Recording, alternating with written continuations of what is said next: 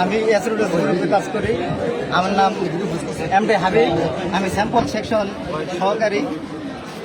তো আমি দীর্ঘ 4 বছর ধরে এখানে কাজ করি। আসলে বলবো কি, আমার বাড়িতে বৃদ্ধ বাবা, আমার বৃদ্ধ মা, আমার 2টা সন্তান, 2টা কন্যা সন্তান, আমার ফ্যামিলি, আমি একা কাজ করি এই সেকশনে। বর্তমান 2 তারিখে যে কোনো কারণে একটা দুর্ঘটনায় আমাদের ফ্যাক্টরিটা বন্ধ হয়ে যায়। আজকে 15 দিন যাবৎ ফ্যাক্টরি বন্ধ। আমরা বর্তমানে মানে আমার সন্তান, আমাদের পরিবার কিন্তু অবস্থা কি বলবো। আমি চাই আমার এমডি স্যার আমার অভিভাবক হিসাবে আমাদেরকে ফ্যাক্টরিটা খোলা দেয়, আমাদের কর্মস্থল বন্ধ হোক। আমরা চাই না, আর কোনোদিনও চাবো না।